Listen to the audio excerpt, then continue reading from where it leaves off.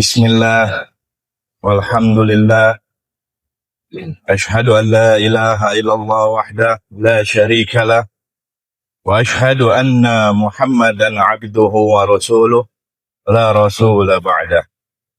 Allahumma salli wa sallim ala nabiyyir rahmah, Sayyidina Muhammadin, asyafi'il ummah, wa ala alihi wa ashabihi, wa atba'ihi min ummatihi, hatta ila yaumil qiyamah. Amma ba'du, ya ayuhal hadirun, ummata Muhammad, usi nafsi wa iyyakum bitaqwallah, lianna at-taqwa wahdaha hiya allati satuharriruna min humumid dunya, wa tazawwadu fa inna khairaz zadi at-taqwa. Saudara sekalian, jamaah salat Jumat Masjid Sakinah yang dirahmati Allah Subhanahu wa taala, segala puji hanya milik Allah, penguasa alam semesta yang maha adil dan bijaksana, penuh kasih sayang terhadap hamba-Nya, terutama kepada kita umat Nabi Muhammad sallallahu alaihi wasallam yang menjadi kekasih-Nya. Salawat dan salam selalu tercurahkan kepada beliau, Nabi yang teramat sayang cinta kasih kepada umat-Nya, suri tauladan kita bersama, manusia yang teramat mulia, agung dan bijaksana, Muhammad sallallahu alaihi wasallam, beserta kepada keluarganya, sahabat-sahabatnya, dan yang mengikuti ajarannya baik secara lahir dan batin sampai yaumil qiyamah. Saudara-saudara sekalian, saya berwasiat terutama kepada diri saya sendiri dan jamaah sekalian untuk bertakwa kepada Allah, karena dengan takwalah kita akan terbebas dari belenggu, tirani, bencana dunia. Dan perbekalan untuk hidup di dunia yang terbaik adalah takwa. Saudara sekalian, di kesempatan khutbah Jumat yang teramat singkat ini, saya mengangkat tema fenomena kehidupan dunia yang tiada habisnya. Selagi kita masih bernafas di dunia, maka di situ adalah satu fenomena yang selalu akan datang kepada kita tiada henti. Baik dari sudut pandang manapun, dari individukah, dari kelompokkah, dari korporasikah, dan lain sebagainya. Maka fenomena itu tidak akan pernah lepas. Pasti ada yang mendasari dalam fenomena itu. Apa yang menjadi pertanyaan dasar di sini? Dalam setiap kejadian, saudara-saudara, atau peristiwa, pasti ada dua hal yang secara general akan muncul, yakni yang namanya pro dan kontra. Itu sudah pasti. Secara umum, orang-orang yang pro atas suatu kejadian atau fenomena karena berlandaskan akan pengetahuan, hasrat, dan nafsunya itu sejalan dengan keinginan dan atas fenomena tersebut. Demikian juga sebaliknya, orang-orang yang kontra atas suatu kejadian atau fenomena karena berlandaskan pengetahuan, hasrat, dan nafsunya tidak sejalan dengan kejadian atau fenomena tersebut. Saudara-saudara sekalian, jemaah salat Jumat yang dirahmati Allah Subhanahu wa taala, mari kita flashback ke belakang. Di dalam histori, di dalam Al-Quran, sudah termaktub, banyak tercantum peristiwa-peristiwa. Nah, di sini saya hanya ingin mengangkat satu peristiwa yang menjadi akar, yang menjadi asal-muasal adanya pro dan kontra atas manusia selaku anak keturunan Nabi Adam alaihissalam. Kisah terjadinya pembunuhan pertama atas keturunan Nabi Adam alaihissalam, sebab terjadinya pro dan kontra. Apa yang menyebabkan Habil dan Qabil, dua putra Nabi Adam yang kisahnya menjadi konflik pertama di dunia? Qabil membunuh Habil karena adanya satu kejadian atau fenomena yang tidak selaras dengan keinginan, yang tidak selaras dengan pengetahuan, yang tidak selaras dengan hasrat yang dimiliki olehnya. Maka dia merasa ini tidak adil baginya. Dan yang satu yaitu Habil merasa ini selaras untuk dirinya, ini sesuai dengan perintah Allah melalui ayahanda yang tercinta, yaitu Nabi Adam alaihissalam. Maka keduanya mendapatkan perintah dari Nabi Adam, dari Allah Subhanahu wa taala melalui Nabi Adam, yaitu untuk berkorban antara Habil dan Kabil. Di antara korban Habil dan Kabil, mana yang akan diterima oleh Allah Subhanahu wa taala? Maka itu yang akan menjadi kebenaran hakiki. Maka itu yang akan menjadi kebenaran mutlak di pandangan Nabi Allah Adam dan di pandangan Allah Subhanahu wa taala dalam memutuskan suatu perkara atau suatu kejadian atau suatu fenomena yang terjadi. Di dalam Al-Qur'an surah Al-Maidah diterangkan di sana, dicantumkan di sana kejadian tersebut dari ayat 27 sampai dengan ayat 30. Mengajarkan tentang pentingnya ketakwaan. Maka yang diterima oleh Allah Subhanahu wa taala dari dua hal fenomena tersebut, dari dua hal kejadian tersebut antara Habil dan Qabil, maka yang diterima adalah korbannya Habil. Sebagaimana termaktub di dalam Al-Quran, innama yataqabbalullahu minal muttaqin. Sesungguhnya Allah akan menerima korban dari orang-orang yang bertakwa. Manusia pada dasarnya adalah secara hidup di dunia itu semuanya berkorban. Baik korban waktu, baik korban pikiran, atau korban materi, atau korban dan lain sebagainya. Tapi apakah korban yang dilakukan oleh manusia atau dilakukan oleh diri kita itu mendekati akan ketakwaan? Nah, ini yang menjadi dasar, ini yang menjadi polemik, ini yang akan menjadi satu landasan untuk kita bisa meraih ketakwaan. Karena apa? Karena sesungguhnya yang bisa untuk menetralisir polemik, yang bisa untuk menetralisir fenomena yang terjadi, itu adalah dengan takwa. Saudara-saudara sekalian, selagi kita hidup di dunia, hal tersebut tidak akan pernah luput.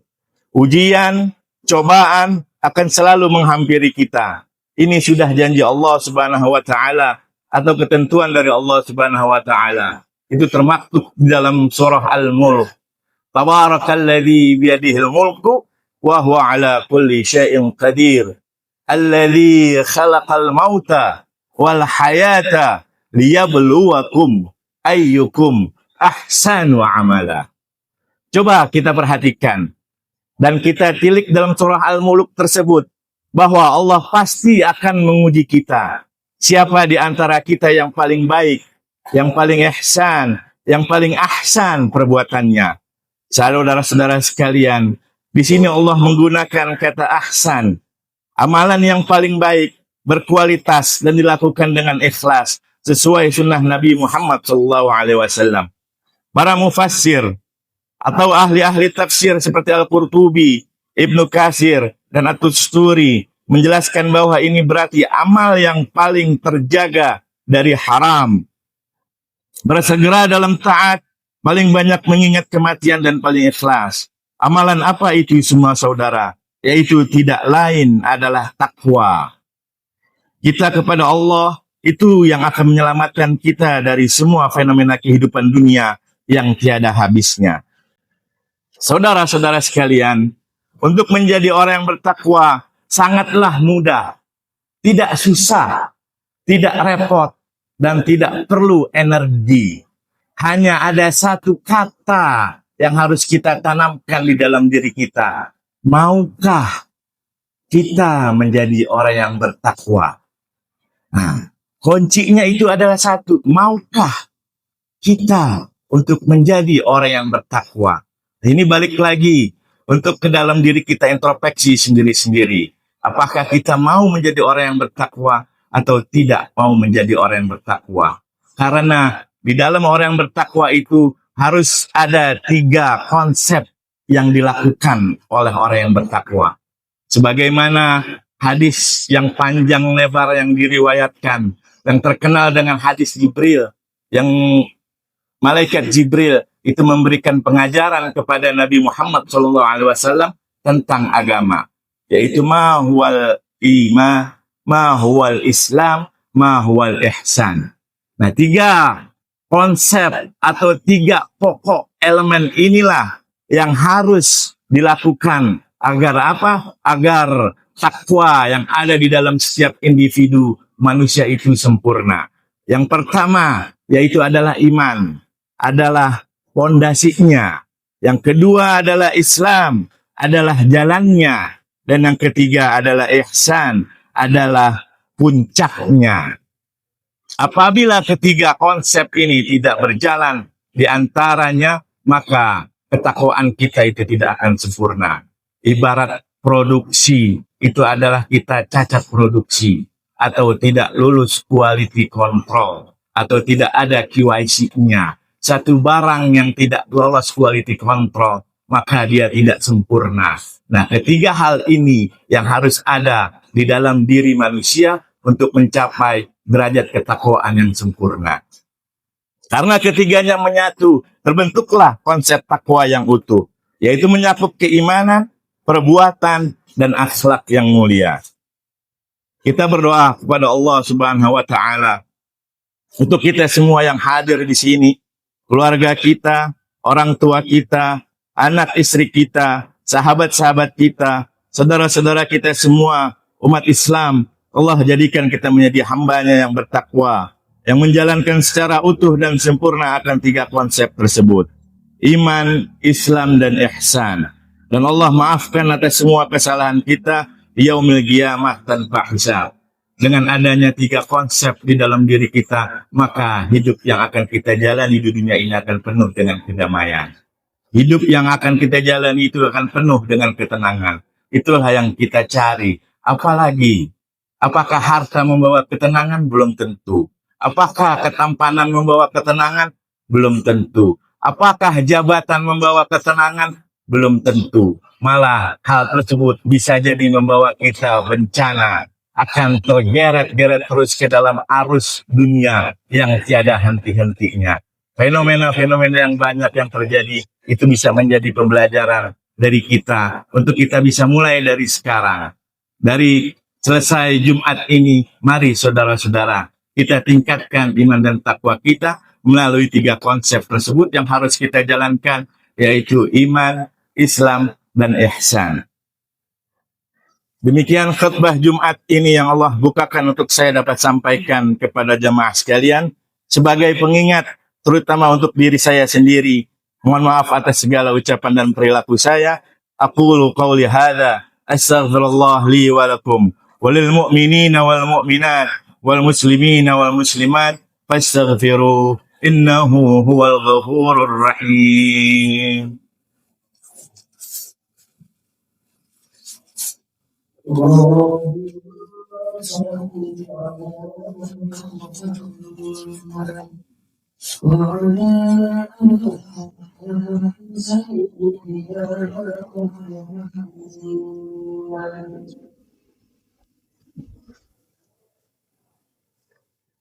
Bismillahirrahmanirrahim.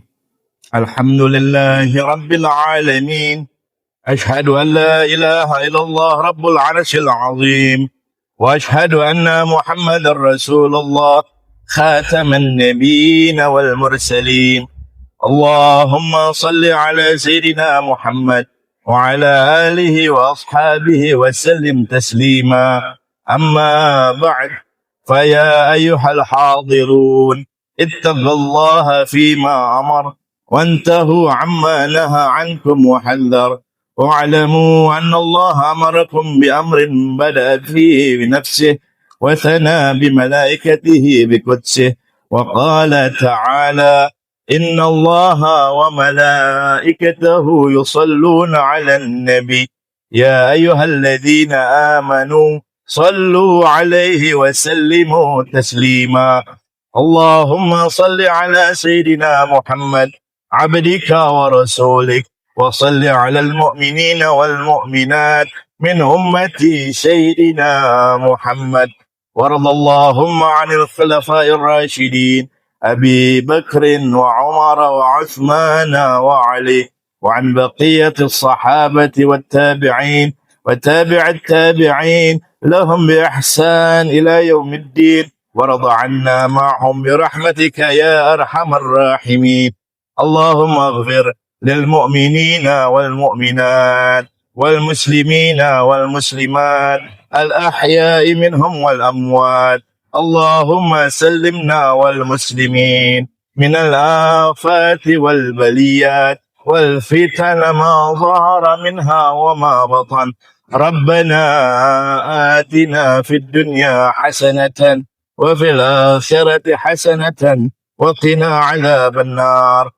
عباد الله، إن الله يأمر بالعدل والإحسان وإيتاء ذي القربى وينهى عن الفحشاء والمنكر والبغي يعظكم لعلكم تذكرون. واذكروا الله العظيم يذكركم واشكروه على نعمه يزدكم واسألوه من فضله يعطكم ولذكر الله أكبر.